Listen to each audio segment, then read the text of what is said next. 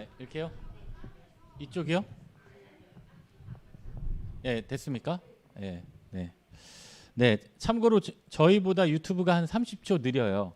30초 느려서 네, 혹시 중간에 이게 화면에 나오시고 싶으신 분들은 잠깐 나오셔도 되니까 네, 말씀하시면 언제든지 이렇게 하시고요.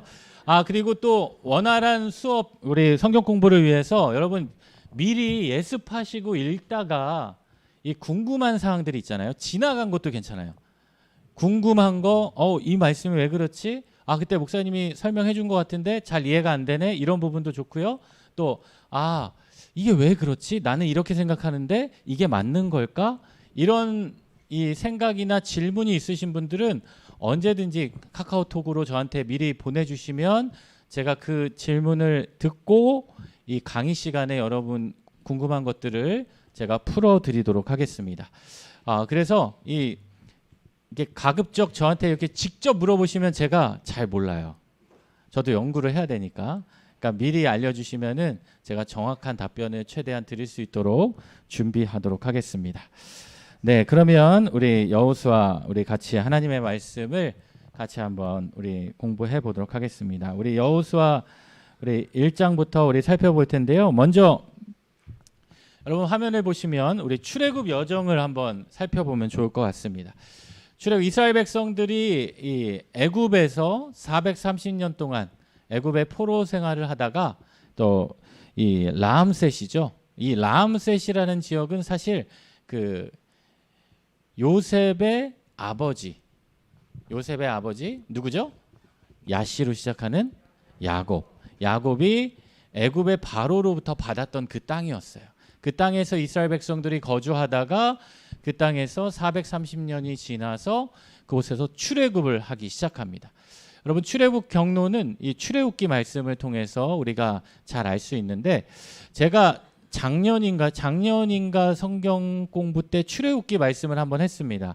혹시 출애굽기 말씀을 그 유튜브에 보면은 있어요. 여러분 혹시 관심 있으신 분들은 출애굽기 말씀을 이렇게 보실 수 있는데 이 빨간색 경로를 따라서 이 출애굽이 시작되게 되는 거죠. 출애굽 시작돼서 이스라엘 백성들이 시내산에 도착해서 다시 위로 올라가서 가데스 바네아라는 곳으로 도착하게 됩니다. 여러분 가데스 바네아라는 곳은 어느 곳이냐면 이스라엘 백성들이 이제 가나안 땅을 들어가기 위해서 정탐꾼을 12명의 정탐꾼을 보냈던 지역이 바로 이 가데스 바네아예요.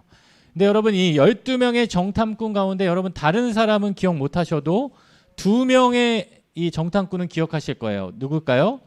여호수아하고 갈렙이에요. 여호수아와 갈렙.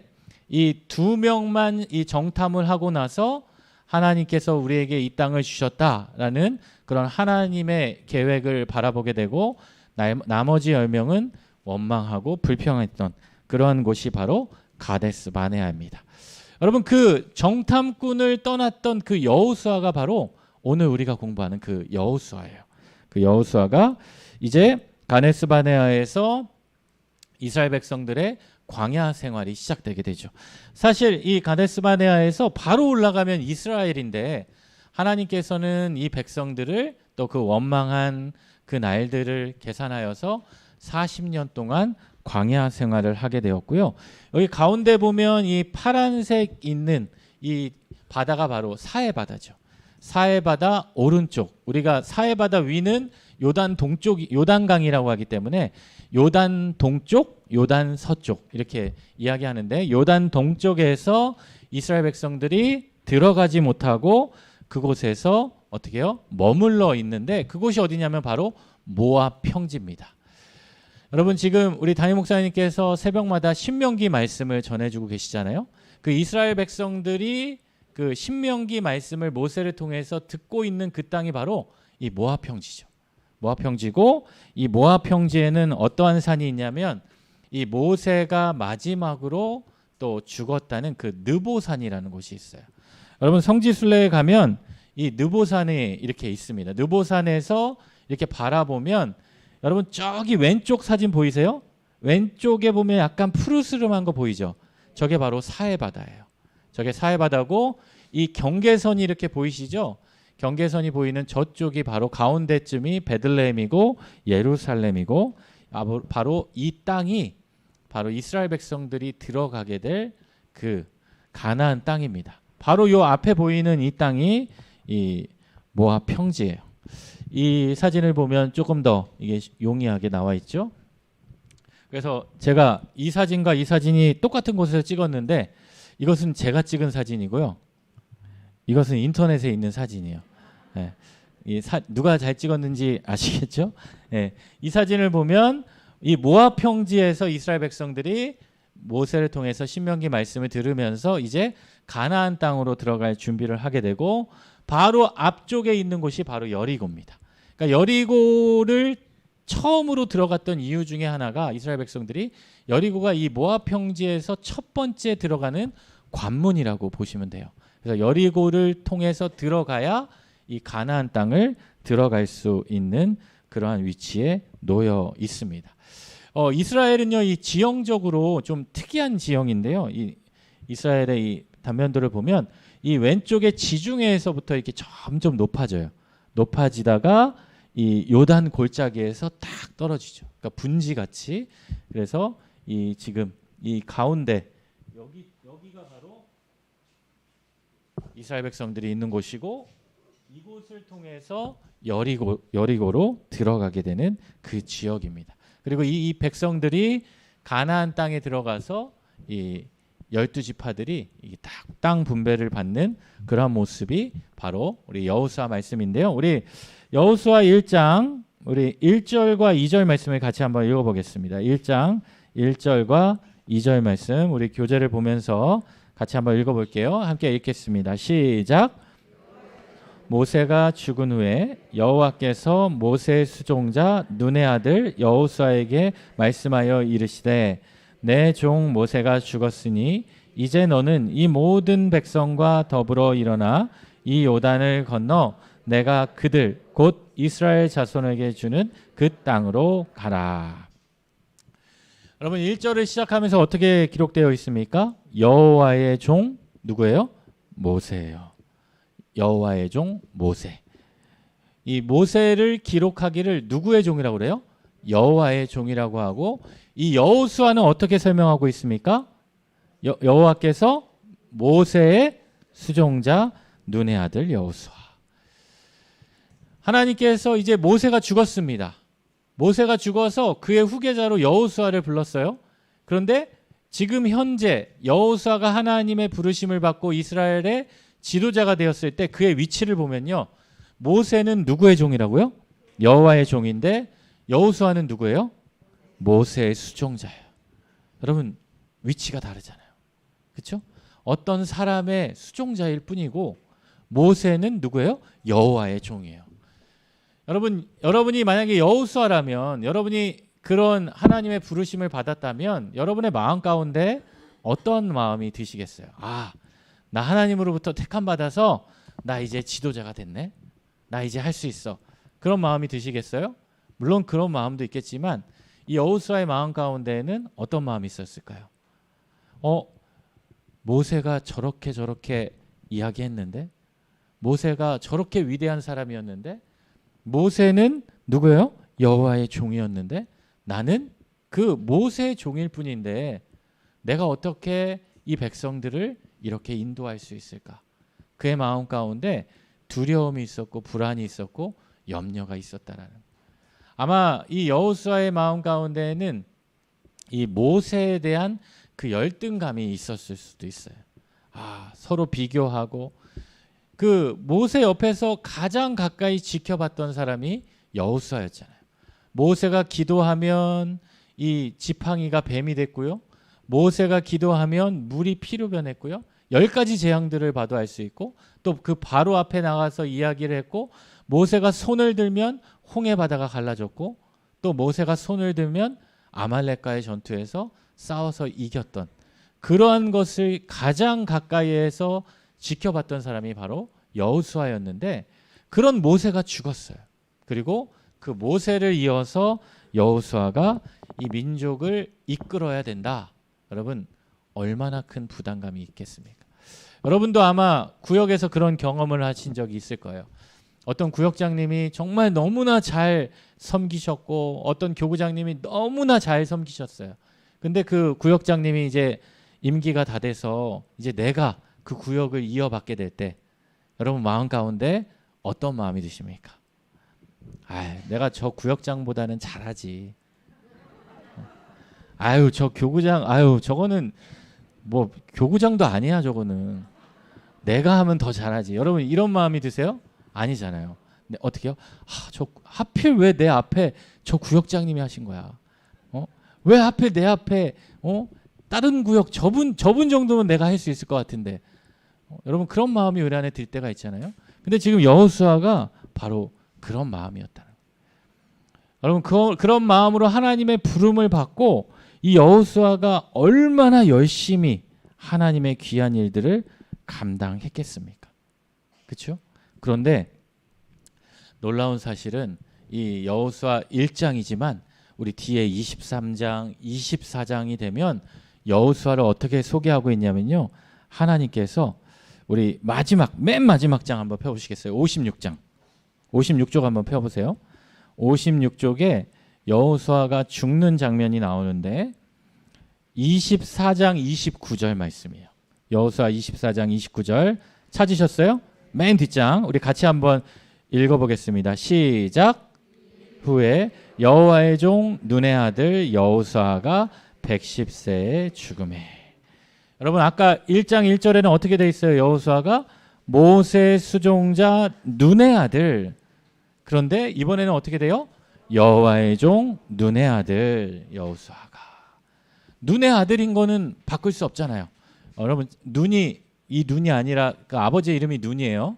예. 예. 아버지의 아들인 건 바꿀 수 없잖아요. 근데 그가 지금까지는 모세 수종자에 불과했지만 그가 하나님의 부르심을 받고 이스라엘 백성들을 지도하면서 가나안 땅에 들어가게 되면서 그의 정체성이 뭘로 바뀌었다고요? 여호와의 종으로 바뀌게 되었다라는 거예요. 여러분 가운데 혹시 내가 이런 일을 주의 일을 하는데 감당할 수 있을까? 내가 할 수 있을까? 내 마음 가운데 그러한 열등감이 있을 수도 있고요. 불안이 있을 수도 있어요. 또 이게 꼭 주의 일뿐만 아니라 나의 삶의 자리 가운데 내가 그런 일을 감당할 수 있을까?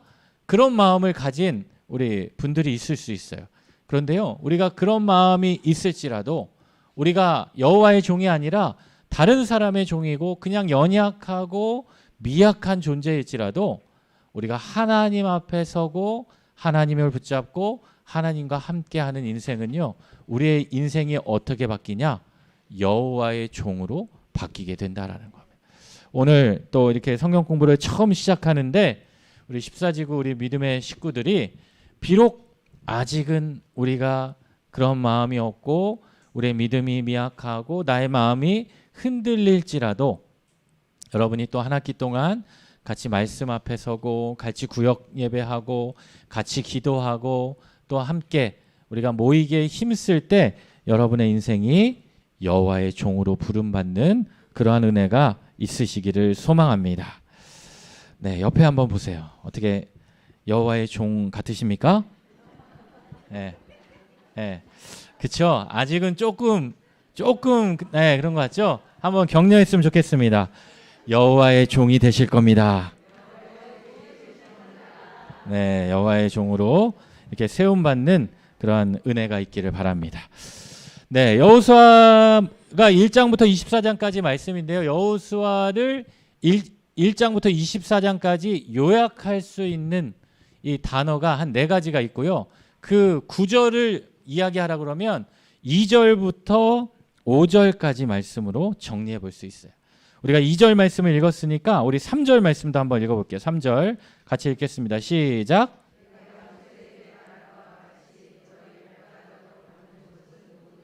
이게 주었어. 네, 4절도 한번 읽어볼까요? 레바논서부터 큰 강 유브라데 강까지 해쪽 속의 온 땅과 또 해지는 쪽 대해까지 너희의 영토가 되리라. 네, 이 2절 말씀을 보면 이제 모세가 죽었다는 거죠. 출애굽 1세대가 죽었다라는 거예요. 40년이 지났기 때문에 출애굽할 때 그 갓난 아이들도 지금은 몇 살이에요? 40세가 된 거예요. 그리고 이미 어르신들은 또 이미 또 세대가 넘어갔고, 그래서 출애굽 1세대라고 할 때는 우리가 누굴 얘기하냐면 모세와 함께 광야 생활을 보냈던 세대들을 이야기하고, 이제는 그 광야 생활을 마치고 이 요단 이 모압 평지에서 새롭게 가나안 땅을 들어갈 그 새로운 2세대가 시작되었는데, 그 사람들을 향해 하나님께서 뭐라고 하시냐면 2절 말씀을 보면 이 모든 백성과 더불어 일어나 요단을 어떻게 해라? 건너라는 거예요. 건너라는 거예요. 요단강을 건너가라. 내가 그들 곧 이스라엘 자손에게 주는 그 땅으로 가라. 그 약속의 땅 가나안으로 가라라고 이야기해주고 있습니다. 그리고 그 가나안 땅에 들어가서 3절 말씀을 보니까 어떻게 얘기해요? 내가 누구에게? 모세에게 말한 바와 같이 너희 발바닥으로 밟는 곳은 모두 너희에게 주었노니. 발바닥으로 밟는 그 땅을 너희에게 주었대요. 근데 여러분 사실 아직 들어가지 않았잖아요. 그러면 사실 어떤 표현이 맞습니까? 발바닥으로 밟는 그 땅을 너희에게 줄 것이니, 이게 맞잖아요. 근데 하나님께서는 이미 주었다는 거예요. 주었다는 거예요. 여러분, 믿음은 무엇이냐면 아직 나에게 주어지지 않았을지라도, 상황을 보고 환경을 보면 아직 나에게 이루어지지 않고 주어지지 않았지만, 믿음은 무엇이냐면 하나님의 약속을 보고 그 땅을 나에게 하나님이 이미 어떻게 했다? 주셨다. 기도하는 거예요. 기도하면서도 우리 여러분 그럴 때 있잖아요. 내가 기도할 때 여러분 확신에 차서 기도하지만 하나님 이렇게 하여 주세요. 그러면서도 또 우리 마음 가운데 무슨 생각이 들어요? 근데 만약에 안 주실 거면, 기도할 때도 여러분 우리 마음 가운데 어떤 기도는 확신에 차고 주실 것 같은 그런 기대감과 이미 주신 것 같은 그런 믿음이 들 때도 있지만, 또 어떨 때는 내가 기도하면서도 어때요? 내 마음 가운데 이것까지 주실까? 그렇죠? 이미 기도하면서 내 마음 가운데 믿음이 없는 거예요. 내 마음 가운데 믿음이 없는 거예요. 근데 하나님은 이미 주었다. 그러니까 믿음은 무엇이냐면 이미 승리를 안고 싸우는 겁니다. 가나안 땅을 정복해야 되는데, 여러분 그 아까 가데스 바네아에서 12명의 정탐꾼들이 정탐을 했단 말이에요. 정탐을 했는데 그 가나안 땅을 본 그들의 결과는 어떠했습니까? 이 일반적으로 하나님께서 가나안 땅을 이스라엘 백성들에게 줄 것이다, 주었다라고 말씀하면 여러분 우리 마음 가운데 어떤 기대가 있어요? 그 땅에 딱 들어가면 어떻게 해요? 가나안 땅에 이미 다 그 거주민들이 다 사라져 있고, 그렇죠? 이 현수막으로 이게 붙어 있어요. 축 가나안 입성, 그렇죠? 그리고 막 잘 지어진 아파트도 잘 되어 있고 다 우리를 위해서 예비되어 있어야 되는데, 이 정탐꾼들이 갔는데 어때요? 그 땅을 갔는데 이미 가나안 땅에는 우리보다 더 강한 민족이 살고 있는 거예요. 그러니까 나머지 10명은 그 현실을 보고 그 마음 가운데 어떤 마음이 있는 거예요? 뭐야? 우리 보고 이 땅을 준다며. 뭐야? 이들이 우리보다 더 강하잖아. 그러니까 뭐라 그래? 우리는 그들에 비해서 메뚜기 같다. 우리는 연약한데 저 땅을 우리가 어떻게 갈 수 있냐? 이런 거잖아요. 근데 누구예요? 여호수아와 갈렙은 비록 그들이 눈으로 본 것은 그것이지만 믿음의 눈으로 하나님께서 이 땅을 우리에게 주셨다고 하시니까 우리가 들어가면 반드시 줄 것이다. 그러한 믿음을 보는 거죠. 그래서 첫 번째는 요단강을 건너는 거고, 두 번째는 이 여호수아가 해야 할 일은, 두 번째는 어떻게 해요? 발바닥으로 밟는 그 땅을 정복하는 거예요. 그리고 4절 말씀을 보니까 어떻게 해요?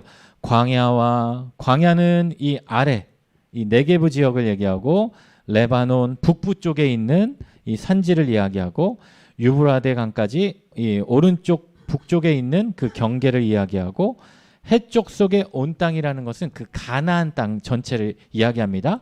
왜냐하면 가나안 사람이 원래 헷 사람이거든요. 그래서 해쪽 속이라는 것은 가나안 족속이라는 이야기하고, 또 해지는 쪽 대해가 어딜까요? 해 지는 쪽이니까 무슨 쪽이에요? 서쪽이죠. 이스라엘 백성들에게 있어서 서쪽은 어디입니까? 1번 서해, 2번 지중해. 지중해 되겠습니다. 지중해를 의미하죠. 그러니까 한마디로 이 경계를 얘기하는 거예요. 이 가나안 땅의 경계가 이러이러하니까 그 땅을 네가 요단강을 건너서 그 땅을 정복해서 그다음 어떻게 하라는 거예요? 분배하라는 거예요. 분배하라는 거예요. 그리고 우리 5절 말씀 같이 한번 읽어볼까요? 5절 말씀 시작. 내가 모세와 함께 있었던 것 같이 너와 함께 있을 것이니 내가 너를 떠나지 아니하며 버리지 아니하리니. 이제 이런 분배를 다 마치고 여호수아가 종말하고 죽음에 이르게 됩니다. 여러분 누군가가 우리 14지구 성도님들 이번 학기 여호수아 말씀을 배웠다며요. 그러면 여호수아 말씀은 무엇인가요? 라고 하면 여러분 뭐라고 이야기하시겠어요? 여호수아 말씀은 무엇입니까? 라고 하면 네, 하나님의 말씀입니다. 이렇게만 이야기할 수 없잖아요. 뭔가 배웠으니까 그러면 뭔가 이야기를 해 네, 뭐 이렇게 이야기했어요. 딱 제가 요약을 해드릴게요. 여호수아는 딱 이 네 가지 단어로 요약이 됩니다. 모세에 이어서 지도자가 된 여호수아가 요단강을 건너서 가나안 땅을 정복하고 그 땅을 분배하고 이제 마치는 거예요.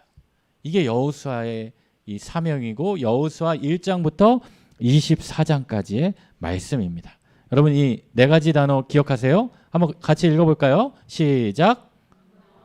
정복, 분배, 종말. 그래서 이 네 가지가 이 순서대로 이 처음에는 건너게 되고 그 땅을 정복하는 과정, 그리고 그 땅을 분배하는 과정, 그리고 그 땅에 다 분배를 마치고 여호수아가 마지막 이 종말을 맞이하는 그 장면이 있습니다. 우리가 이 말씀을 살펴봤는데요. 우리 3절 말씀 가운데 이런 표현이 있어요. 어떤 표현이 있어요? 내가 모세와 함께 있었던 것 같이, 모세에게 말한 바와 같이. 3절 말씀에 그런 바가 있죠. 내가 모세, 그리고 5절 말씀에도 어떻게 해요? 내가 모세와 함께 있었던 것 같이. 여러분 하나님께서 계속해서 이런 이야기를 해주시는 거예요. 여호수아에게. 왜 그랬을까요? 왜 그랬을까요? 왜 내가 모세와 함께 있었던 것 같이. 왜 얘기했을까요? 여호수아에게 가장 큰 사람은 누구예요? 물론 하나님이지만 누구예요? 모세예요. 모세를 통해 하나님이 역사하신 것을 바라봤거든요. 그러니까 이 여호수아의 마음 가운데 어떤 마음이 있냐면 나도 이 지도자 모세처럼 하나님이 모세에게 임하셨듯이 나에게도 그렇게 임했으면 좋겠다. 여러분 여러분 가장 존경하시는 분이 있죠. 존경하는 인물이 있고 좋아하는 사람이 있을 거예요. 그러면 내 마음 가운데 어떤 바람이 있냐면 내가 좋아하는 사람처럼 하나님이 나에게도 저러한 은혜를 베풀어 주셨으면 좋겠다. 근데 내가 전혀 좋아하지 않는 사람이에요. 난 그 사람도 몰라요. 근데 그 사람처럼 은혜가 임하길 원한다. 누가 예를 들어서 내가 어떤 걸 좋아하는데 좋아하지도 않는 것을 이 사람한테 주면서 이거 좋은 거니까 가져. 그럼 여러분 내 마음 가운데 어떤 마음이 있어요? 물론 좋긴 하겠지만 나 이거 안 좋아하는데, 나 이거 별로 안 좋아하는데. 여러분 그 어린 아이들에게, 초등학교 아이들에게 내가 아빠가 너 자동차 사줄게. 자동차 사줄게. 뭐 외제차 사줄게. 그럼 아이들이 좋아할까요? 뭐 차가 필요도 없잖아요. 그렇죠? 운전도 못하고. 근데 이 아이들에게는 차라리요. 그 막 비싼 자동차가 아니라 미니카 하나 사주면은 차라리 이 아이들은 더 좋아하는 거예요. 그러니까 하나님께서 지금 여호수아에게 왜 계속 모세에게 말한 바와 같이 모세와 함께 있었던 것 같이 이야기하냐? 한마디로 말하면 지금 하나님께서는 여호수아의 눈높이를 맞춰주시는 거예요. 여호수아의 마음을 잘 아시고 그가 지금 바라고 있는 것, 그가 기대하고 있는 것이 무엇인지를 너무나도 잘 알고 여호수아의 마음에 아까 어떤 마음이 있었다고 그랬어요? 열등감이 있다고 그랬잖아요. 가장 그가 갖고 싶은 것, 그런 마음을 이 마음 가운데 바라고 있는 거예요. 제가 이 말씀을 보면서 그걸 느낀 게 저희 아이들에게 제가 막 이렇게 맛있는 거를 이게 사다 주니까 아이들이 이렇게 이 들고 가면 막 이래요. 와 이러는데 그냥 끝이에요. 와 이게 한번 그냥 예의상인 것 같아. 엄마가 교육시킨 것 같아. 야 그래도 아빠가 뭐 이렇게 가지고 오면 니네 좋은 척이라도 해야지. 그러면은 와 이렇게 하고서 자기 방으로 들어가요. 네. 근데 제가 언제 그 최근에 한 달 전에 어떤 분이 그 포켓몬빵 아세요, 여러분? 요즘 아이들에게 이게 난립니다. 이 포켓몬빵을 누가 하나 주셔가지고 그걸 하나 들고 갔거든요. 그랬더니 와 이게 끝이 아니라요. 애들이 서로 눈을 막 놀래가지고 둘이 이 오빠랑 동생이랑 둘이 서로 보면서 눈이 동그래지면서 뭐라 그러냐면 와 대박. 그러면서 그 빵을 막 이렇게 갖고 이 빵도 뜯지도 않는 거예요. 왜 안 뜯어 그랬더니 이거는 사진을 찍어야 되고 뭐 동영상을 찍어야 되고 그런 마음이 있는 거예요. 그러니까 이 아이들의 눈높이에 가장 맞는 그 선물을 딱 주면 이 아이들이 반응하는 거죠. 그런 것처럼 지금 여호수아에게 가장 큰 그건 뭐예요? 모세거든요. 나도 모세처럼 그런 마음이 있는데 여기 여호수아가 그런 마음을 하나님께 표현하지 않거든요. 그런데 하나님께서는 그 마음을 너무나도 잘 아시고 여호수아에게 가장 큰 위로와 격려가 내가 모세와 함께 있었던 것 같이, 이 말에 이미 그 마음을 다 아신다라는 그 위로와 격려가 포함되어 있는 거죠. 내가 모세와 함께 있었던 것 같이. 여러분에게는 어떤 사람이 가장 크게 느껴지고 그 가장 기대하고 가장 마음에 품고 있는지 여러분 각자가 다르시겠지만 하나님께서 여러분에게 원하시는 그 마음을 아시고 여러분의 삶 가운데 하나님이 찾아가 주실 줄 믿습니다. 그리고 6절 말씀을 같이 한번 읽어볼게요. 6절 시작. 내가 그들의 조상에게 맹세하여 그들에게 주리라 한 땅을 이 백성에게 차지하게 하리라. 하나님께서 이 여호수아를 불러서 이 가나안 땅으로 들어가게 하신 목적은 무엇이냐면 그 가나안 땅을 내가 맹세하여 준 그 땅을 너에게 줄 것이라라고 합니다. 그러면서 하나님이 또 여호수아에게 어떻게 이야기하시냐면 6절 처음에 어떻게 돼 있어요? 강하고 담대하라. 여러분 이 표현이 1장에 몇 번이 나오냐면 4번이 나와요. 6절에 강하고 담대하라, 7장 1절 오직 강하고 극히 담대하여, 또 9절에 보세요. 강하고 담대하라. 우리 한 장 넘겨보시면 18절 말씀에 1장 18절 말씀의 마지막에 어떻게 돼 있어요? 오직 강하고 담대하라. 강하고 담대하라. 지금 여호수아에게 가장 중요한 자세는 무엇이냐면 불안해하고 염려하는 것이 아니라 강하고 담대하라. 여러분 이 강하고 담대하라라는 것은 어떤 것을 포함하고 있냐면 너의 마음을 지키고 다스리라라는 것을 포함하고 있습니다. 여러분 사실 이 마음을 다스린다라는 것은요 이게 쉽지 않아요. 그렇죠? 나의 겉모습을 다스리는 것은 차라리 쉬워요. 여러분 오늘 성경 공부 오시면서 어떻게 하셔요? 그냥 아침에 일어나서 씻고 그냥 오셨어요? 다 이렇게 겉모습을 단장하고 오셨잖아요. 그렇죠? 근데 여러분 근데 또 여러분의 마음도 잘 다스리고 오셨습니까? 어떤 분은 마음은 두고 오신 분도 있고 또 내가 성경 공부 오는데 여러 또 방해꾼들이 나를 힘들게 하는 분들도 있고 또 아마 오늘 같은 이 궂은 날씨에는 또 내가 오늘 갈까 말까 이렇게 고민하시는 분들은 날씨가 또 힘들면 또 마음 가운데 어떤 마음이 있어요. 또 이런 마음도 있고 그래서 신앙생활에 있어서 가장 중요한 것이 뭐냐면 우리의 마음을 다스리는 거예요. 내 마음을 관리하는 거예요. 내 겉모습은 내가 포장할 수 있거든요. 겉모습은 내가 얼마든지 내가 괜찮은 척 할 수 있지만 내 마음은 그렇게 할 수가 없거든요. 그러니까 내 마음을 다스리고 관리하는 거. 그러니까 여기 여호수아를 향해서 하나님이 주시는 강하고 담대하라. 이 말은 뭐냐면 너에게 있는 그 두려운 마음을 물리치라는 거야. 물리치라는 거야. 그러니까 두려움은 어디에서 오는가? 두려움은 결국 어디에서 오는가? 여러분 두려움은 다른 데서 오는 게 아니라 불신앙에서 오는 겁니다. 믿음 없음에서 두려움이 오는 거예요. 주님을 신뢰하지 않는 것에서 그 두려움은 시작될 수밖에 없다라는 거예요. 그래서 하나님은 여호수아에게 무려 4번이나 거쳐서 강하고 담대하라라고 이야기하고 있습니다. 그리고 이어지는 7절 말씀을 같이 한번 읽어보겠습니다. 7절 시작. 나의 종 모세가 내게 명령한 그 율법을 다 지켜 행하고 우로나 좌로나 치우치지 말라. 그리하면 어디로 가든지 형통하리니. 여러분 잘 알고 계시는 말씀이죠? 여호수아 1장 7절 아마 암송하시는 분도 계실 겁니다. 여러분 암송하시는 분들 계시죠? 네, 1장 7절. 오직 강하고 극히 담대하여 나의 종 모세가 내게 명령한 그 율법을 다 지켜 행하고 우로나 좌로나 치우치지 말라. 그리하면 어디로 가든지 뭐 한다? 형통하리다. 형통. 여러분 형통이라는 단어가 좋죠. 여러분 형통, 나의 삶이 형통하길 바라지 않는 분들 계십니까? 네, 계셔요? 안 계시죠? 다 나의 삶이 형통하기를 원하죠. 그런데 이 형통이란 단어에는 어떤 의미가 담겨 있냐면 지혜롭게 행동하다라는 단어가 담겨져 있어요.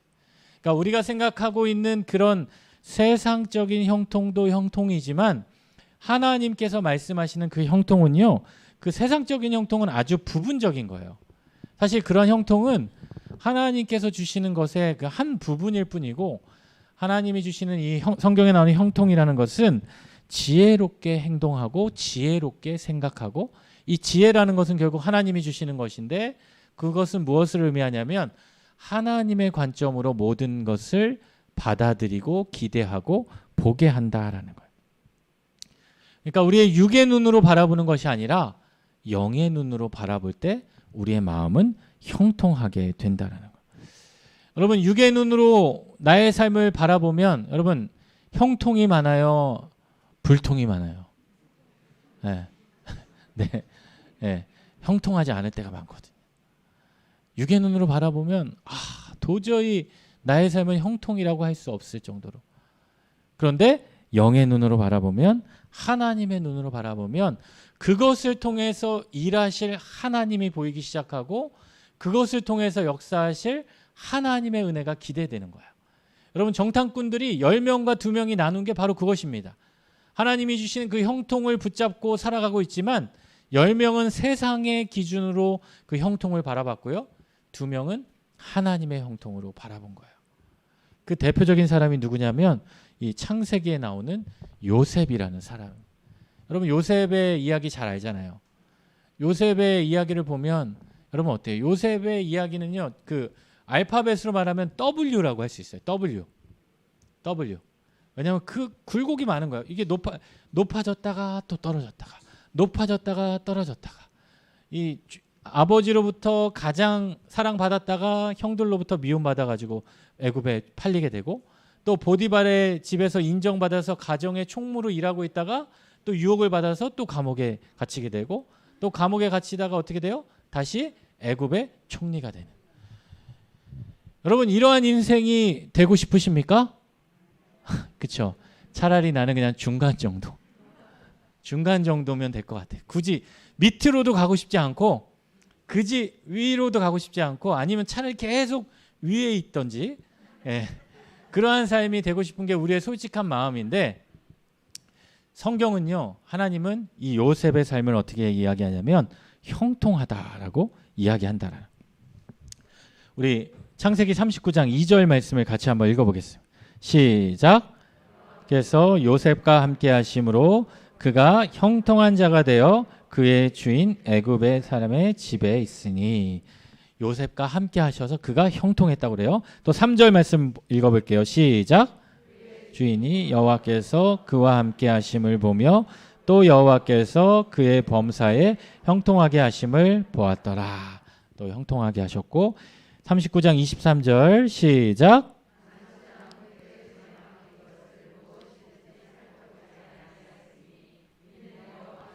요셉과 함께 하십니다. 여호와께서 그를 범사에 형통하게 하시. 네, 39장 23절의 형통은 조금 더 다르죠. 왜냐하면 앞에는 그래도 거기서 인정받은 형통이지만 23절은 뭐예요? 지금 감옥에 갇혀 있거든요. 감옥에 갇혀 있는. 그의 삶은 세상이 누가 감옥에 갇힌 사람을 형통하다라고 말하겠습니까? 그렇죠? 그런데 하나님이 형통하다라고 하셨다. 여러분, 형통의 이 조건은 무엇이냐면 나의 삶이 하나님과 함께 하고 있느냐예요. 나의 삶이 하나님과 함께 거하고 있느냐. 여러분의 인생이 하나님과 함께 거하고 계십니까? 네, 3명만 함께 거하고 계시고, 네, 여러분의 삶이 하나님과 함께 거하고 계세요? 네, 나의 삶이, 나의 환경이 비록 세상의 관점으로 볼 때 형통하지 못한 인생일지라도 내가 하나님과 함께 하고 있으면요, 그 삶은 하나님께서 이루시는 형통의 복이 흘러 넘치게 된다라는 겁니다. 또 그러한 이 요셉이 그러한 형통의 복을 얻었고, 또 여호수아를 통해서 하나님은 우리의 삶이 하나님과 동행하게 될 때 어떻게 형통하게 되는지 이야기하고 있는데, 7절 말씀도 그렇잖아요. 모세가 내게 명령한 그 율법을 다 지켜 행하고 좌우로 치우치지 말라. 여러분, 자꾸 내 주변에 있는 것을 비교하고 의지하지 말라라는. 여호수아가 좌우로 견주고 비교하는 것은 무엇이었을까요? 여호수아가 좌우로 견주하는 것은 모세를 향한 백성들의 시선이었을 거예요. 그래서 백성들이 모세를 저렇게 했는데 내가 이렇게 하면 어떻게 할까? 이렇게 하면 어떻게 할까? 그렇죠? 그런 것을 견주하고 비교하지 말라라. 왜? 이 형통을 주시는 분은 누구예요? 하나님이시기 때문입니다. 그래서 8절 말씀을 보면 같이 한번 읽어볼까요? 8절 시작. 내 입에서 떠나지 말게 하며 주야로 그것을 묵상하여 그 안에 기록된 대로 다 지켜 행하라. 그리하면 내 길이 평탄하게 될 것이며 내가 형통하리라. 그 형통할 수 있는 비결이 8절 말씀에 있죠. 어떻게 해요? 율법책을 어떻게? 내 입에서 떠나지 말게 하라. 항상 그 율법의 말씀을 입에서 떠나지 말게 하고 그것을 뭐 하라? 묵상하라. 그리고 다 지켜 행하라. 여러분 생각해 보세요. 우리가 일반적으로 우리의 삶도 있고 나의 생활도 있는데 어떻게 율법책을 내 입에서 떼지 않고 살 수 있겠어요? 여러분, 우리가 성경을 읽긴 하지만 다른 일도 해야 되고 우리가 세상 속에 나가서 삶을 살아가야 되는데 어떻게 그 율법책을 우리의 입에서 떼지 않을 수 있겠어요? 그건 불가능하죠. 근데 그 비결은 무엇이냐면 여기 나오는 것처럼 주야로 그것을 뭐 하는 거예요? 묵상하는 거.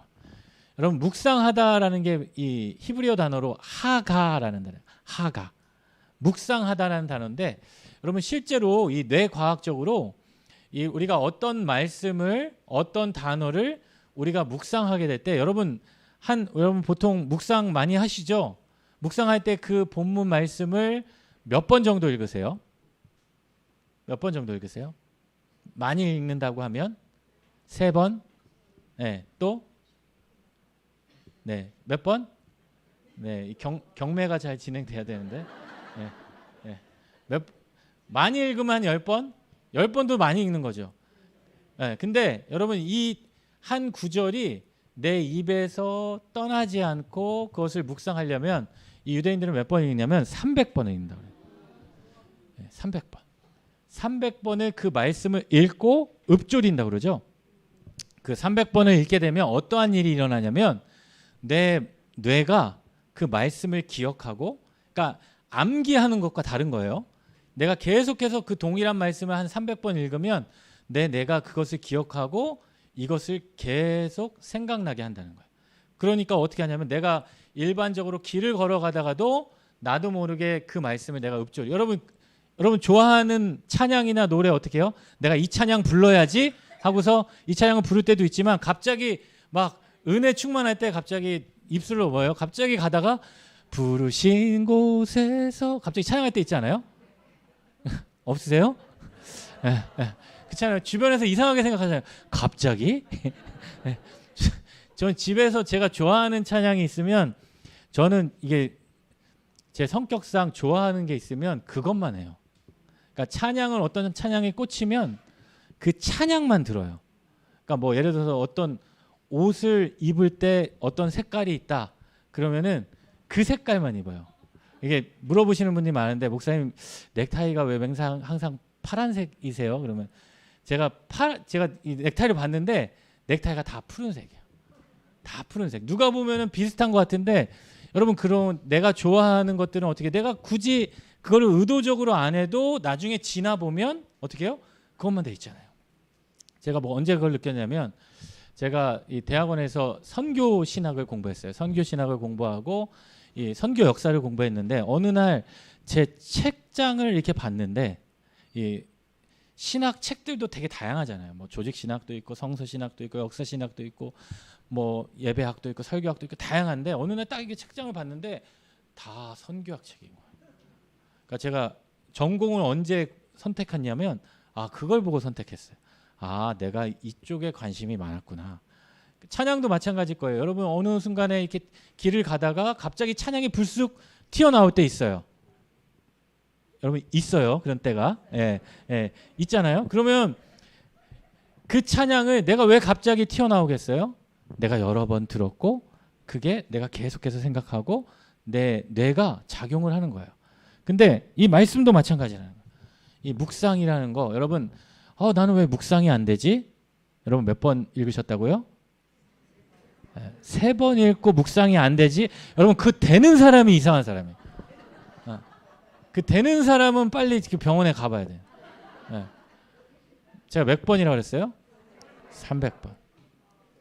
여러분 이게 그냥 뇌과학적으로만 알려진 게 아니라 여러분 제가 실제 체험을 했어요. 제가 이전에 교회에 있을 때 이 학가다 수련회라는 게 있어요. 2박 3일 동안. 여러분 제가 거기를 스스로 가지 않았고요. 담임 목사님이 보내셨어요. 이 목사 여기 갔다 와보라고. 좋은 수련회인 것 같은데 2박 3일 동안 갔는데 가서 뭐 하냐면 이 말씀만 계속 읊조리는 거예요. 근데 그 교회 성도님들이 그 교회는 모든 양육 프로그램이 그 말씀 그 묵상만 해요. 묵상 나눔 이것이 아니라 그냥 말씀을 계속 읽어요. 근데 정말 신기한 게 그 주방에 밥을 먹으러 갔어요. 밥을 먹으러 갔는데 그 밥을 이렇게 배식해주는 권사님들이 이게 오기 전에 계속 이렇게 뭐 이렇게 중얼중얼 거리시고 계속 있어요. 그리고 이렇게 밥을 떠주시고 또 계속 그리고 이 카운터 같은 게 있거든요. 이걸로 카운터를 하면서 그 말씀을 읽더라고요. 그래서 자녀들하고도 한 말씀을 가지고 한 주일 동안 300번 이렇게 카운터하는. 그래서 그 말씀을 통해서 이렇게 그 교회가 놀라운 역사를 보내주는 그런 교회도 있습니다. 그래서 그 세미나를 제가 갔다 왔는데 2박 3일 동안 이게 쉽지가 않더라고요. 목사인 저도 이 말씀을 이렇게 하라고 그러는데 하기가 싫은 거예요. 왜냐면 똑같은 걸 300번 막 이렇게 카운터 가지고 나중에는 귀찮아 가지고 읽지도 않고 이렇게 누르기도 했는데 근데 정말 어떤 말씀은 정말 여러 번 묵상을 해보니까 그때는 잘 몰랐는데 그 전라도 광주에서 했거든요. 광주에서 차를 타고 올라오는데 운전을 하는데 갑자기 저도 모르게 그 말씀을 제가 하고 있는 거예요. 여러분 그러한 일들이 언제 놀라운 역사가 나타나냐면 나에게 힘이 들고 나에게 어려움이 있고 무언가 지혜가 필요할 때 그 말씀이 불뚝불뚝 솟아나서 나의 삶에 무기가 되게 된다는 거예요. 여러분 우리가 언제 형통하게 되냐면 그러한 하나님의 말씀이 나의 삶을 지배하기 시작할 때 여러분 우리의 삶이 형통의 축복이 일어나는 겁니다. 여러분 시편 1편 말씀을 같이 한번 읽어볼게요. 1절과 2절 시작.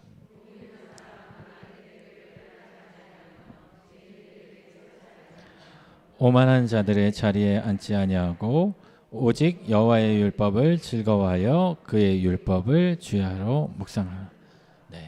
말씀을 묵상하는 자들에게 이런 복에 있는 사람이 되는데요. 여기서 보면 1절 말씀을 보면 여러분 다 1절 말씀을 보면서 무슨 마음이 드세요?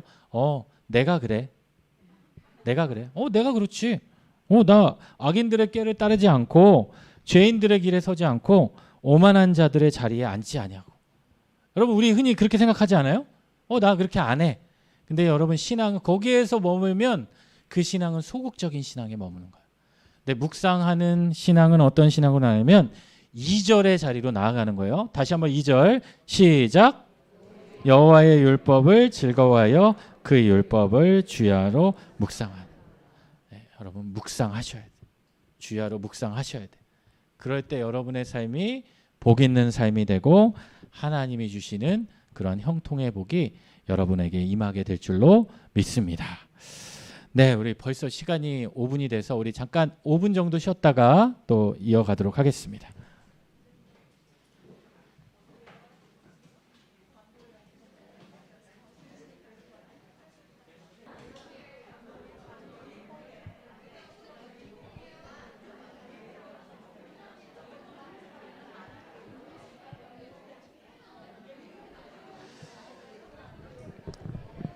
네, 다 쉬셨죠?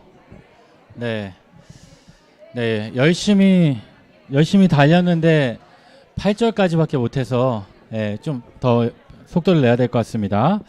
우리 9절 말씀을 같이 한번 읽어보겠습니다. 1장 9절 같이 한번 1장 9절 같이 읽을게요. 시작. 명령한 것이 아니냐? 강하고 담대하라. 두려워하지 말며 놀라지 말라. 내가 어디로 가든지 내 하나님 여호와가 너와 함께 하느니라 하시니라. 네. 하나님께서 강하고 담대하라 말씀하시면서 내가 어디로 가든지 너와 함께 할 것이다. 여호와 하나님께서 동행하시겠다. 여러분 하나님이 동행하시는 인생 가운데 하나님이 주시는 그 강하고 담대함에 그러한 은혜가 있게 될 겁니다. 또 10절 우리 10절 11절 같이 한번 읽어볼게요. 시작.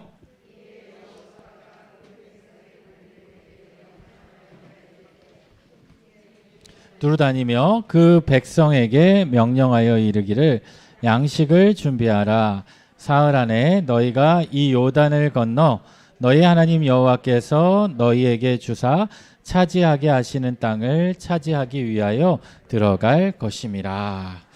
네, 여호수아가 이 하나님으로부터 그런 말씀을 듣고 백성들 중에 그들의 관리에게 명령하여서 진중을 두루 다니면서 이야기하는 거죠. 그러면서 무엇을 준비하라? 양식을 준비하라. 여러분 이 양식에는 어떤 양식이 있을까요? 양식, 네, 일용할 양식이 있고요. 네, 서양식이 있고, 네, 그런 양식이 아니라 이 양식은 일단은 육의 양식이 있어요. 우리가 이야기하는 일용할 양식, 그런 양식이 있고 또 영의 양식이 있죠. 육의 양식, 영의 양식, 또 양식이 하나 더 있습니다. 어떤 양식이 있을까요? 사명의 양식이 있어요. 이 양식에는 뭐 세 가지로 나눠볼 수 있는데 이 육의 양식은 어떻게 보면 이 이스라엘 백성들은 그동안 이 육의 양식은 바로로부터 받아 먹다가 이제는 누가 줬어요? 하나님이 만나와 메추라기를 먹여주셨고, 영의 양식은 무엇입니까? 말씀이죠. 하나님으로부터 공급받는 그런 영의 양식이 여러분에게 있어야 돼요. 여러분 오늘 아침 육의 양식을 드시고 오셨습니까? 네, 아침에 영의 양식도 드시고 오셨어요? 네, 어떤 분은 영의 양식을 지금 먹어야 되기 때문에 아침에 먹으면 배부를까 봐 안 먹고 일부러 오신 분도 계신 것 같은데, 여러분 육의 양식을 하루에 몇 끼 드시죠? 세 번 드시죠? 그럼 영의 양식은 몇 번 드십니까? 네? 한 번. 네. 영의 양식은 한 번 먹으면 오래 가니까. 네. 네. 여러분 육의 양식도 드시고 영의 양식도 잘 챙겨 드셔야 됩니다. 그리고 여러분 우리의 믿음이 더욱더 성장하고 우리의 믿음이 더욱더 한 단계 성숙해지기 위해서는 이 육의 양식도 잘 먹고 영의 양식도 잘 먹어야 되지만 여러분에게 주신 사명의 양식도 잘 먹어야 돼요. 이 사명의 양식, 하나님께서 여러분에게 주신 각자에게 주신 사명이 있죠. 또 어떻게 보면 달란트라고 할 수도 있고요. 여러분에게 맡겨주신 일들이라고 할 수 있어요. 하나님의 은혜로 그런 것들을 잘 감당할 수 있어야 돼요. 이 여호수아는 이 진중을 다니면서 이 백성들에게 그런 것들을 준비하라고 이야기해주고 있습니다. 그래서 그런 준비 명령이 끝난 후에 이제 드디어 이제 움직이기 시작하는데 우리 12절 말씀 같이 읽어볼게요. 12절 시작.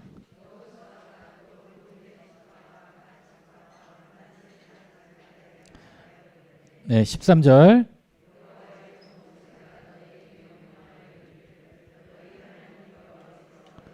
안식을 주시며 이 땅을 너에게 주시라 하였나니 너희는 그 말을 기억하라. 14절도 같이 읽을게요. 가축은 모세가 너에게 준 요단 이쪽 땅에 머무르려니와 너희 모든 용사들은 무장하고 너희의 형제보다 앞서 건너가서 그들을 돕되. 15절 여호와께서 형제도 안식하며 그들도 너희의 하나님 여호와께서 주시는 그 땅을 차지하기까지 하라. 그리고 너희는 너희 소유지 곧 여호와의 종 모세가 너희에게 준 요단 이쪽 해 돋는 곳으로 돌아와서 그것을 차지할지니라. 여호수아가 지금 이스라엘의 지파들 가운데 특별히 세 지파, 정확하게 말하면 두 지파 반이죠. 어떤 지파예요? 12절에 르우벤과 갓과 므낫세 반지파. 여러분 지파 이름이 이 므낫세 반인데 므낫세 반이라는 건 없어요. 므낫세를 2분의 1로 나눴기 때문에 므낫세 반입니다. 혹시 이름을 므낫세 반으로 알고 계시면 안 되니까. 그래서 르우벤과 갓 지파와 므낫세 반 지파다. 이 지파 이름은 어디에서 왔는가? 여러분 아시겠지만 바로 야곱의 12아들로부터 온 거죠. 또 이런 의문이 드실 수도 있어요. 목사님, 여기서 르우벤과 갓은 있는데 므낫세는 없습니다. 므낫세는 없습니다. 므낫세는 왜 없죠? 예? 예. 므낫세는 제가 가렸네요. 네. 예. 이래서 없네요. 네. 예, 왜 없냐면 이 요셉의 두 아들이 그 지파로 들어오게 됐죠. 에브라임과 므낫세. 그래서 그 므낫세 지파가 되었고 이 세 지파는요. 특별히 어떤 지파예요? 요단 동쪽 땅을 차지한 지파예요. 근데 사실 이스라엘 백성들이 가나안 땅에 들어가야 되는데 그 땅에 들어가서 땅을 분배받고 그 땅을 정복해야 되는데 이 요단 동쪽 지파는 먼저 가나안 땅에 들어가기 전에 이 요단 동쪽에서 그 땅을 미리 받게 됩니다. 그 미리 받게 되면서 이들이 요구한 게 있어요. 우리 민수기 말씀인데 민수기 32장 우리 말씀을 같이 한번 읽어볼까요? 16절부터 시작. 우리가 이곳에 우리 가축을 위하여 우리를 짓고 우리 어린 아이들을 위하여 성읍들을 건축하고 이 땅에 원주민이 있으므로 우리 어린 아이들을 그 견고한 성읍에 거주하게 한 후에 우리는 무장하고 이스라엘 자손을 그곳으로 인도하기까지 그들의 앞에서 가고 이스라엘 자손이 각기 기업을 받기까지 우리 집으로 돌아오지 아니하겠사오며 우리는 요단 이쪽 곧 동쪽에서 기업을 받았사오니 그들과 함께 요단 저쪽에서는 기업을 받지 아니하겠나이다. 네, 요단 동쪽에 아직 머물러 있을 때 이들이 이 모세를 통해 요구한 게 16절이에요. 근데 16절 말씀을 보면 여러분 말씀을 읽으면서 무슨 생각이 드세요? 아, 되게 가족을 위하고 되게 좋다 그런 느낌이 들지만 그거는 그 지파만을 위한 생각이죠. 다른 12개의 지파는 이런 마음이 없었겠습니까? 그들도 있었어요. 근데 이들을 인정해 주었던 것은 무엇이냐면 18절과 19절 말씀 때문에 이스라엘 자손이 각기 우리는 여기서 땅을 받고 끝이 아니라 우리는 이제 받았으니까 같이 안 넘어가야겠다는 것이 아니라 요단 여기서 받아서 우리는 그쪽에 가서 받지 않고 이스라엘 자손이 18절 각기 기업을 받기까지 우리 집으로 돌아오지 않고 그들과 함께 그 정복 전쟁을 가나안 땅을 받을 때까지 우리도 함께 일하겠습니다. 그런 공동체 의식을 가지고 있었던 거예요. 그러니까 하나님께서 모세를 통해서 이 말을 듣고 약속을 해주시죠. 우리 같이 읽어볼까요? 시작.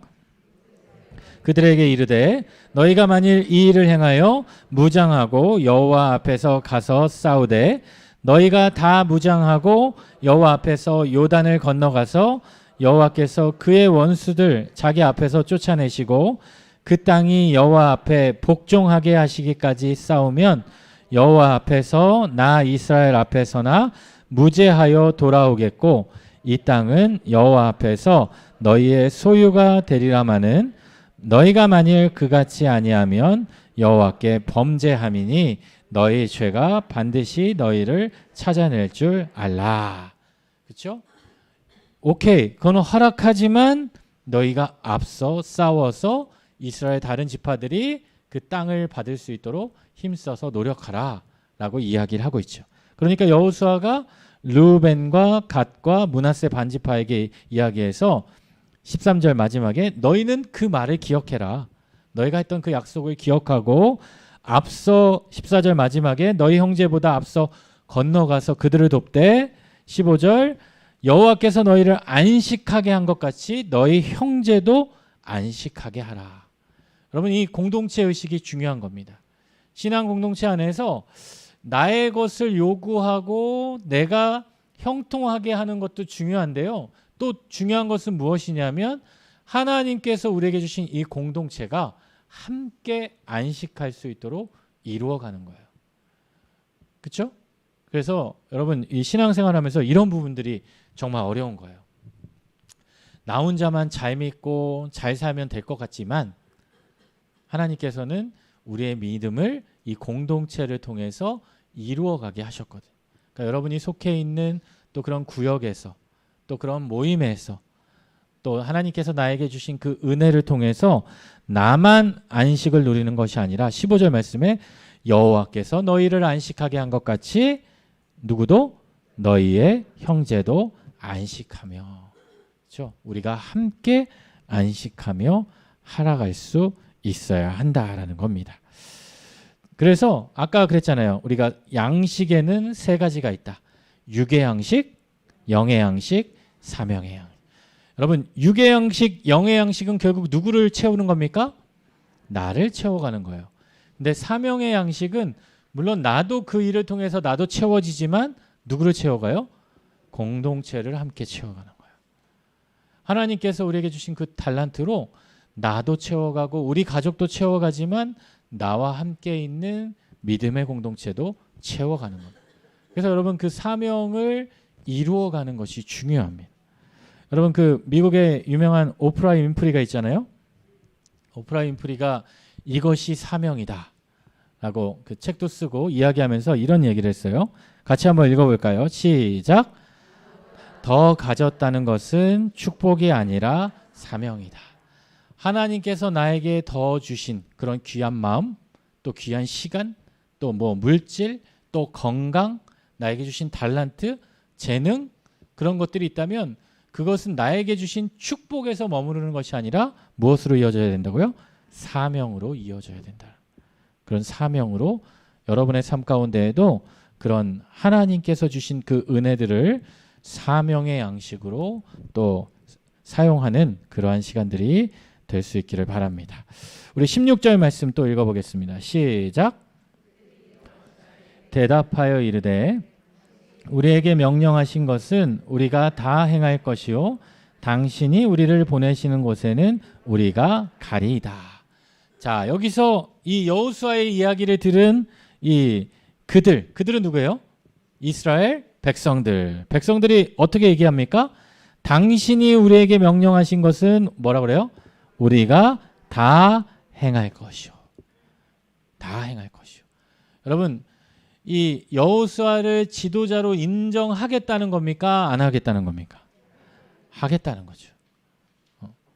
뭐 여기서 여호수아 아직까지는 당신이 모세에 비해서 아직 믿음덕스럽지 못하겠지만 우리가 그냥 뭐 따를게요. 이게 아니라 당신이 우리에게 명하신 것은 우리가 다 행할 것이요. 또 17절 읽어볼까요? 시작. 모세에게 순종한 것 같이 당신에게 순종하려니와 오직 당신의 하나님 여호와께서 모세와 함께 계시던 것 같이 당신과 함께 계시기를 원하나이다. 여호수아에게 있던 그 모든 우려가 사라지고 있는 장면이에요. 백성들이 뭐라 그래요? 모세에게 순종한 것 같이 우리가 당신에게 순종하겠다. 여러분, 하나님께서 여호수아를 모세 후계자로 지명하여서 여호수아를 세웠는데 여호수아가 하나님 저 부족해요. 저 못해요. 저는 아직 잠깐만요. 뭐 이번 학기만 끝나고 올게요. 뭐 있을까요? 지금 여호수아 말씀을 공부하는데 이 말씀 공부 끝나고 갈게요. 뭐 그런 조건을 달지 않았어요. 어떻게 해요? 그냥 그 즉시 따르고 순종했거든요. 그런 지도자의 영적인 모습이 이 백성들에게도 흘러가게 되는 겁니다. 여러분, 구역에서 여러분들의 모습이 여러분 구역 식구들에게 흘러가게 되고, 여러분 가정에서 여러분의 모습이 여러분의 자녀들에게 흘러가게 되는 거예요. 내가 영적으로 깨어서 기도하는 그런 모습들이 여러분의 삶 가운데 이렇게 흘러 들어가게 된다는 거죠. 자, 18절 말씀 또 읽어볼게요. 시작. 당신의 말씀을 순종하지 아니하는 자는 죽임을 당하리니 오직 강하고 담대하소서. 여러분, 사실 이 말은 여호수아가 백성들에게 해도 되는 거거든요. 해도 되는 거예요. 왜? 겁주려고. 야, 너네 내 말 듣지 않으면 어떻게 해요? 순종하지 않으면 어떻게? 죽어. 그렇게 협박하고 그렇게 해도 뭐 어색하지 않는 말인데, 이 말을 누가 해요? 백성들이 스스로 지금 하고 있다라는. 그렇죠? 이 백성들은 지금 여호수아를 통해 하나님께 순종하겠다라고 지금 선포하고 있는 겁니다. 자, 그렇게 이제 이 이스라엘 백성들이 이 여호수아를 통해서 하나님의 말씀을 듣게 되고 이제 본격적으로 가나안 땅을 들어가기 시작합니다. 우리 2장 1절 말씀 같이 한번 읽어볼게요. 시작.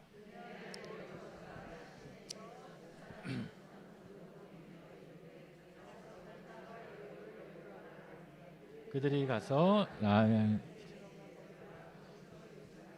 네, 2절까지 읽을게요. 어떤 사람이 여리고 왕에게 말하여 이르되 보소서, 이 밤에 이스라엘 자손 중에 몇 사람이 이 땅을 정탐하러 이리로 들어왔나이다. 자, 눈의 아들 여호수아가 어디에서? 시딤에서 여리고로 정탐꾼을 보냈다는 거예요. 여러분, 이 시딤이라는 곳이 어딘 줄 아세요? 시딤? 혹시 그쵸? 우리가 생각해보니까 민수기 공부를 안 했기 때문에 네, 그쵸? 민수기 25장에 보면 이 시딤에서 이 이스라엘 백성들이 모압 여인들과 그쵸? 음행을 저질러요. 25장. 그래서 그 하나님께서 진노하셔서 연병으로 24,000명이 죽게 되었던 그곳이 바로 이 시딤이었어요. 바알보를 섬기면서 그랬던 그 시딤에서 이제 본격적인 이 가나안 땅의 정복이 시작되는 거예요. 그럼 어떻게 보면 그 시딤이라는 곳은 어떤 자리예요? 실패의 자리죠. 이스라엘 백성들에게는 치욕과도 같은 자리예요. 다시는 거기에서 일을 떠올리고 싶지 않고 이루어지지 않았으면 하는 그 자리가 바로 이 시딤이라는 곳이에요. 그런데 그곳에서도 하나님께서 일하기 시작한다. 어떻게 보면 나에게 그런 실패의 자리, 다시는 생각하고 싶지 않은 자리, 정말 그곳에서 가고 싶지도 않은 자리, 그런 자리일 수도 있지만 하나님은 그곳을 통해서 다시 일할 수 있게 회복을 더해 주신다라는 거예요. 그 시딤에서 이 몇 명을 보냅니까? 2사람을 보내요. 여러분 한번 생각해 보세요. 왜 2사람을 보냈을까요? 왜 2사람을 보냈을까요? 정탐꾼으로. 2사람, 정답은 없어요. 네, 정답은 없습니다. 왜 2사람을 보냈을까요? 네, 처음보다 한 명보다 나으니까. 네, 그렇죠. 네, 그것도 정답입니다. 제가 이게 생각을 해보니까 왜 2사람을 보냈을까? 여러분, 여호수아가 가장 잘했던 게 뭘까요? 이 앞에 모세와 함께 있을 때 여호수아가 행했던 것들이 그렇게 많이 기록되어 있지는 않습니다. 그냥 모세가 뭐 할 때 같이 있었다 그 정도지. 근데 2가지 사건은 정확하게 기록되어 있는데 첫 번째는 아말렉과의 전투에서 모세가 손들고 아론과 훌이 기도할 때 여호수아는 뭐 했어요? 예. 여호수아가 손들었어요? 예. 예. 여호수아는 최전방에서 싸웠어요. 예. 예. 최전방에서 싸운 사람이 누구예요? 여호수아였어요. 여호수아는 한마디로 장군이었고 이 전쟁을 잘 싸우는 사람이었고 또 한 가지는 여호수아가 잘했던 것은 정탐이에요. 그러니까 여호수아의 주특기는 정탐이에요. 정탐. 그러니까 누구보다도 정탐꾼의 역할을 가장 잘 수행했던 사람이 여호수아와 갈렙이잖아요. 그러니까 이 정탐에 대해서 너무나 잘 아는 거예요. 그러니까 여기서 너무 많은 인원을 보낼 필요도 없다라고 생각했겠죠. 그리고서 몇 명을 보내요? 2명. 왜 2명일까? 상징적인 의미라고 볼 수 있을 것 같아요. 자신들이 12명이 가서 누구만? 2명만 그러한 것들을 받아왔기 때문이죠. 여기서 보면 시딤에서 2사람의 정탐꾼을 파송했는데요. 이때 파송할 때 여기 성경을 보면 2사람을 정탐꾼으로 보내며 이렇게 기록되어 있죠. 근데 그 보내며라는 단어 앞에 이 히브리 원어를 보면 가만히 보냈다라는 의미가 들어가면 더 좋을 것 같아요. 다른 말로 들어가면 조용히 보냈다. 은밀히 보냈다. 그 모세가 12명을 보낼 때는 그냥 12명을 뽑았거든요. 지파에서 한 명씩. 그러니까 드러내놓고 보낸 거죠. 뽑아서 보냈는데 이번에는 은밀하게 몰래 조용히 보냈다는 거예요. 왜요? 이렇게 막 시끄럽게 보내봤자 소용이 없었기 때문에. 그러니까 이 보낼 때 이 2명은 그냥 대충 뽑힌 사람이 아니라 여호수아로부터 특별히 검증받은 사람이었을 것이다.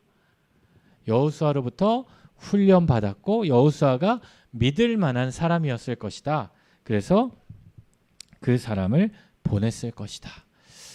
나중에 이 성경의 이 자료에 의하면 이 정탐꾼 중에 한 명이 누구였을 것이다. 이 라합과 결혼한 살몬이었을 것이다. 그런 이야기도 있어요. 근데 신뢰할 수 있는 근거인 것 같아요. 그 중에 한 명이. 그래서 이 조용히 은밀하게 왜 정탐에 대해서 준비 안 되고 믿음 없는 사람이 떠났을 때 그들이 전해지는 그 부정적인 결과가 이스라엘 백성들에게는 몇 년이라는 시간이 필요했어요? 40년이라는 시간이 필요했거든요. 그 부정적인 것의 영향이 너무나 큰 거예요. 그래서 이 조용히 은밀하게 보내서 여리고를 엿보라 하고 정탐하게 시켰다라는 거예요. 여리고는요, 이 당시에 이 가나안 땅을 들어갈 수 있는 이 첫 번째 관문이에요. 첫 번째 관문이었어요. 그래서 그곳을 보내고 들어가게 합니다. 그곳에 가서 누구를 만납니까? 라합이라는 사람을 만나죠. 여러분 왜 굳이 정탐을 가서 이 기생의 집에 머물렀을까요? 왜 기생의 집에 머물렀을까요? 네. 이 당시에 이 가나안의 문화는 그 정도로 음란했다라는 거예요. 그러니까 성인 남자가 그런 지역에 가서 그냥 자연스럽게 기생의 집에 머무는 게 너무나도 자연스럽고 아무도 의심하지 않는 거예요. 그래서 그 기생의 집에 머물렀고 또 한 가지는 그 기생의 집은 당시에 거의 여관과 같은 역할을 했는데 그곳에 가야 그곳 많은 사람들을 통해서 여리고의 정보를 얻을 수 있었기 때문이죠. 그래서 그곳에 갔는데 2절 말씀 어떤 사람이 여리고 왕에게 보고하기 시작하는 거예요. 한마디로 이 소문을 듣기 시작한 거죠. 이 이스라엘 백성들에 대한 소문을 듣기 시작한 거예요. 여러분 그 소문이 어떤 소문이었냐면 오른쪽에 보시면 우리 9절과 10절 말씀인데요. 우리 미리 한번 읽어볼게요. 9절과 10절 9절과 10절 같이 한번 읽어볼게요. 말하되 시작.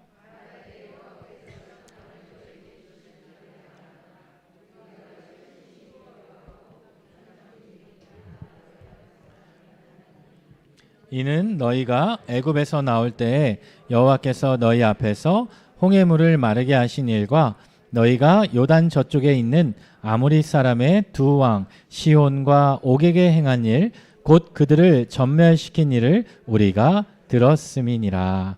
아멘. 이 여리고에 있는 사람들도 이스라엘 백성들에 대한 소문을 들었다는 거예요. 이들이 어떻게 지금 이곳에 오게 되었고 광야를 거쳐서 그곳에서 아모리 왕 시온 또 바산 왕 옥을 물리치고 이렇게 들어왔다. 그들의 하나님이 누구시다라는 소문을 듣고 이들이 어떻게 했다고 그래요? 한마디로 간담이 녹았대요. 그들의 하나님에 대한 두려움이 있고 대단한 분이네? 이러한 마음이 들었다는 거예요. 그 소문을 듣고 이 어떤 사람이 여리고 왕에게 보고하기 시작하는 거예요. 그러자 어떻게 합니까? 오른쪽에 3절 말씀 한번 읽어볼게요. 시작.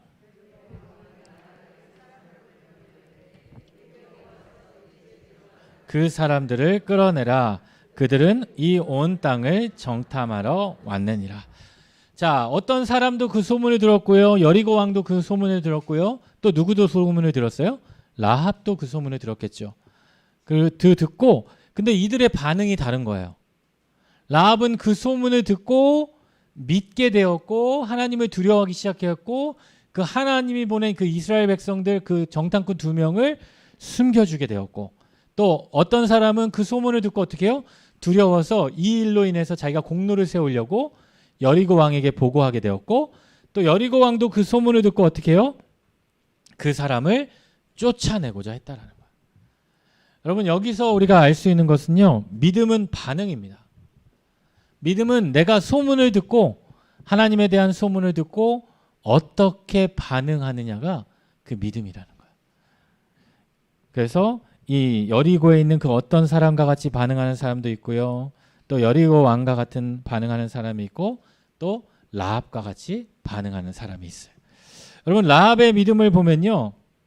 라합은 어떻게 했어요? 첫 번째는 그 소문을 들었다는 거예요.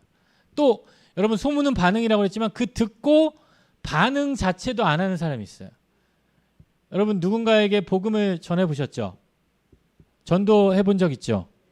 전도했을 때 여러분 복음 전하면 어떻게 해요? 그 사람이 기다렸어요. 왜 이제 얘기해요?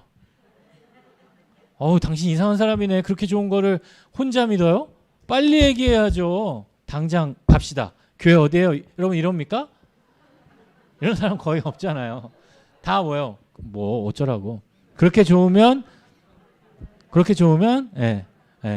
너나 잘 믿어. 당신이나 믿어요.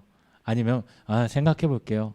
어떤 사람은 전도 폭발을 해봤지만 이게 전하니까 그 사람이 아멘 그러더라고요. 그래갖고 됐다. 그랬더니 아멘. 네, 잘 들었어요. 그냥 아멘만 하는 거예요. 하도 많이 들었으니까. 그냥 반응이 없는 사람도 더 많다는 거죠. 근데 라합은 그 소문을 듣고 하나님의 백성들을 통해 일하신 그 하나님에 대해 듣고 두 번째 믿었다라는 거예요. 아직 그에게 누군가 복음을 전해주고 뭐 구체적으로 이런 이야기를 하진 않았어요. 그럼에도 불구하고 최소한의 소문을 듣고 최대한 믿으며 그의 신앙을 고백하기 시작합니다. 그리고 어떻게 해요? 그냥 듣고 믿음에서 끝나는 것이 아니라 어떻게 해요? 행함으로까지 이어지는 거예요. 4절 말씀을 보니까 4절 같이 한번 읽어볼까요? 시작. 과연 그 사람들이 내게 왔었으나 그들이 어디에서 왔는지는 알지 못하였고 5절 그 사람들이 어두워 성문을 닫을 때쯤 되어 나갔으니 어디로 갔는지 내가 따라잡으리라 하였으나 6절 그가 이미 그들을 이끌고 지붕에 올라가서 그 지붕에 버려놓은 3대에 숨겼더라. 7절 그 사람들은 요단 나루까지 그들을 쫓아갔고 그들은 뒤쫓는 자들이 나가자 곧 성문을 닫았더라. 그렇죠. 라합은 그 이야기를 듣고 자신은 이미 그 정탐꾼을 숨겨놨어요. 그리고 오히려 어떻게 해요? 지금 여리고에 있는데 어디에 있다고요? 요단 나루로 반대쪽으로 그 사람들을 돌려보내서 이 사람들을 피할 수 있는 시간을 마련해 주게 되었다라. 그리고 나서 라합이 이야기합니다. 8절 말씀 같이 읽어봅시다. 시작. 눕기 전에 라합이 지붕에 올라가서 그들에게 이르러 9절 말하되 여호와께서 이 땅을 너희에게 주신 줄 내가 아노라. 우리가 너희를 심히 두려워하고 이 땅 주민들이 다 너희 앞에서 간담이 농나니. 아까 9절 10절 읽었죠? 11절까지 읽어볼까요? 시작. 우리가 듣자 곧 마음이 녹았고 너희로 말미암아 사람이 정신을 잃었나니 너희의 하나님 여호와는 위로는 하늘에서도 아래는 땅에서도 하나님이시니라. 그 말을 듣고 반응하기 시작하고 믿기 시작하고 또 어떻게 해요? 신앙 고백으로까지 이어지기 시작하죠. 여러분 11절 마지막에 너희 하나님 여호와는 위로는 하늘에서도 아래로는 땅에서도. 예전 한글 성경에는 개역 한글 성경에는 여기 상천하지의 하나님, 상천하지 하나님. 여러분 익숙하시죠? 예, 상천하지의 하나님으로 이렇게 번역이 되어 있었어요. 그런 하나님을 이 라합이 고백하게 되는 것을 알 수 있게 됩니다. 이러한 것을 보면요, 우리 성도 신자의 유형을 우리가 한번 살펴볼 수 있어요. 한 뭐 더 여러 가지 세부화 시킬 수 있겠지만 한 3가지 정도 나누면 여러분 우리에게는 그렇지만의 신자가 있어요. 이러한 소문을 듣고 이런 하나님의 일하심을 듣고도 기적을 경험하고도 은혜를 받지 못하는 자들. 뭐 그렇지만 나는 믿지 않을게요. 그렇지만 나는 아직은 때가 아닌 것 같아요. 아무리 이적을 경험해도 그 이적을 경험한 것으로 끝나버리는 사람들. 소문을 듣고도 나와 상관없는 사람들. 여기 출애굽기의 과정을 살펴보면 대표적인 사람이 누구냐면 애굽의 바로 같은 사람들. 그 이적을 경험할 때 잠깐 마음이 그랬다가 다시 믿지 않는. 또 두 번째는 그러므로 신자가 있어요. 그러므로 신자는 누구냐면 이 조건적으로 반응하는 사람들. 이렇게 해줄 때만 내가 이렇게 하고 이렇게 해줄 때만 만일 이렇게 해주시면 내가 믿고 잘 되면 믿고 안 되면 떠나고. 제가 이 학사장교로 제가 3년 4개월 군생활을 했는데요.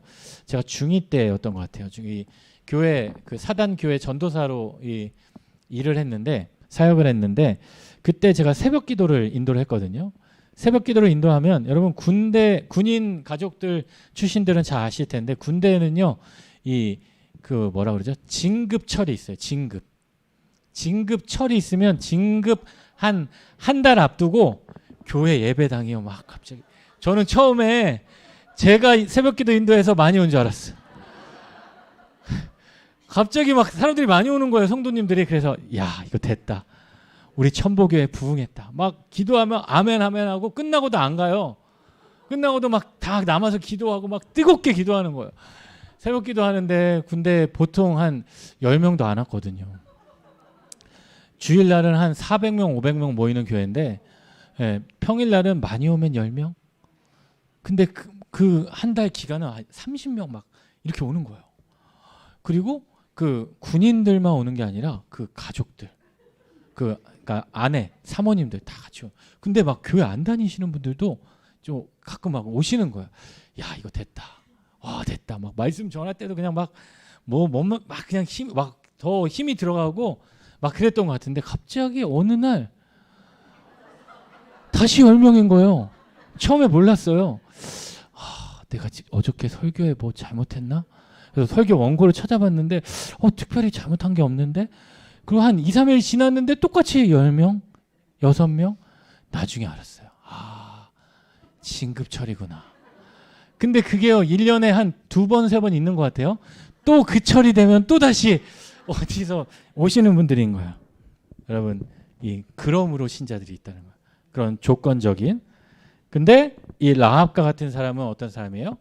그럼에도 불구하고의 신자예요. 어떻게 해요? 모든 상황 속에서 지금 이 정탐꾼이 사실 누구를 정복하러 왔습니까? 누구를 정복하러 왔어요? 이 가나안, 라합도 포함되는 거잖아요.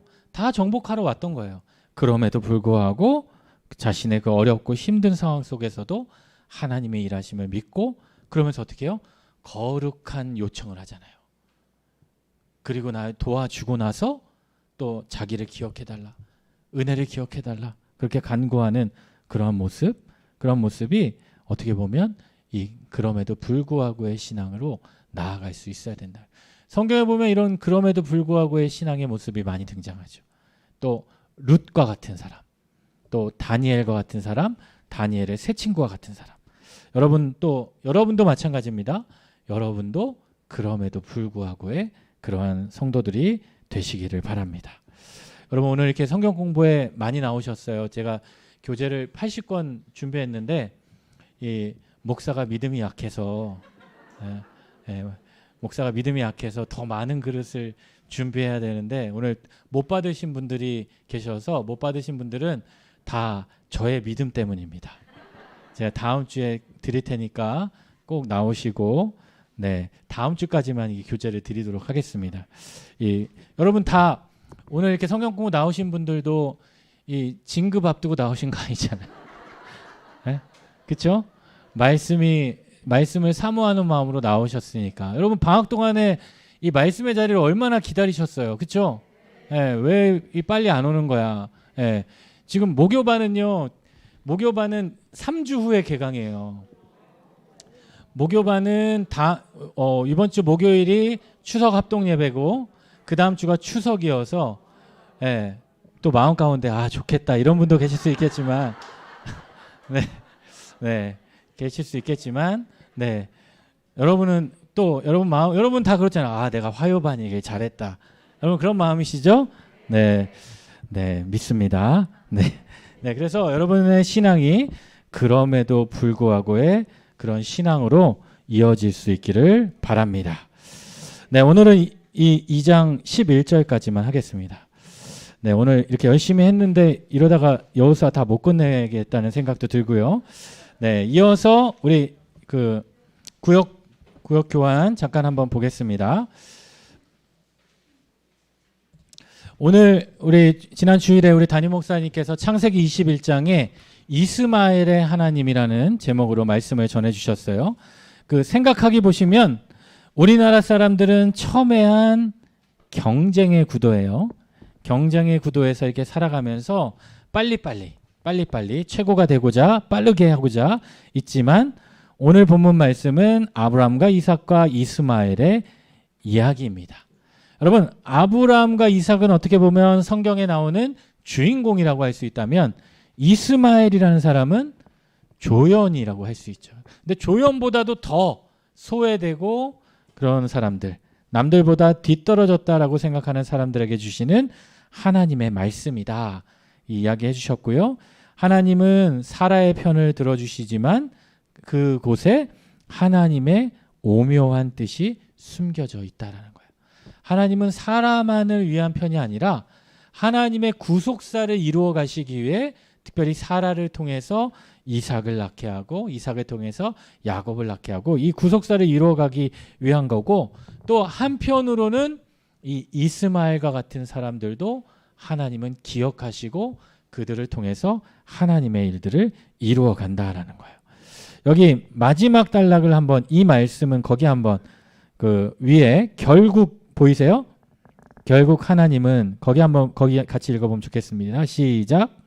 결국 하나님은 하갈의 눈을 밝히셔서 샘물을 찾게 하셨고 가죽 부대에 물을 채워다가 아이에게 마시게 하며 생명을 보존하게 됩니다. 또한 하나님께서는 하갈과 이스마엘을 도우셔서 약속을 주시고 그와 함께 해주셨습니다.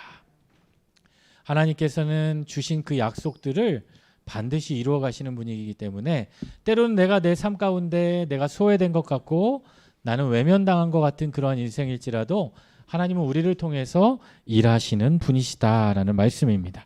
마지막 단락 이 말씀은 같이 한번 읽어볼게요. 이 말씀은 이 땅에 살고 있는 수많은 실패자들, 본인을 실패자요 희망이 없다고 말하는 사람들에게 주시는 말씀입니다. 이런 사람들이 얼마나 많습니까? 혹 우리 자신일 수도 있습니다. 그러나 하나님은 승리자들만의 하나님이 아니라 버려진 자들의 하나님이기도 하십니다. 가난한 자들의 하나님이시고 실패한 자들의 하나님이시기도 합니다. 그러므로 이삭의 하나님은 동시에 이스마엘의 하나님이십니다.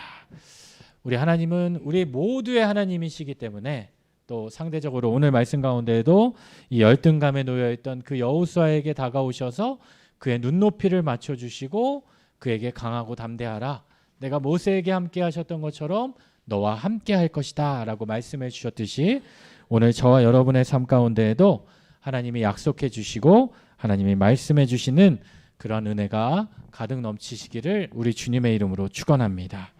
기도하겠습니다. 사랑의 하나님 감사합니다. 오늘 또 여호수아의 말씀을 또 시작하며 우리를 통해 일하시는 하나님의 놀라운 은혜를 기대합니다. 연약하고 또 열등감 가운데 있던 그 여호수아를 세우시고 인도하셔서 하나님의 귀한 일꾼으로 세워가셨던 것처럼 오늘 우리 십사지구 우리 믿음의 식구들 우리의 삶 가운데 주님 함께 하셔서 또 이번 학기 여호수아 말씀을 통하여 우리에게 말씀하여 주시고 우리의 삶을 통하여 하나님이 일하심을 바라보게 하시고 매 순간순간마다 그럼에도 불구하고 또 하나님을 믿고 의지하며 살아가는 믿음의 성도들 되게 하여 주옵소서. 또 이번 한 주간도 주님께서 함께하여 주실 줄 믿사오며 예수님의 이름으로 축복하며 기도드립니다. 아멘.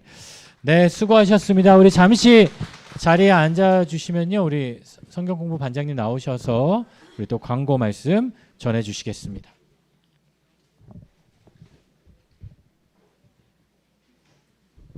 안녕하세요. 오늘 궂은 날씨에도 이렇게 자리에 참석해 주셔서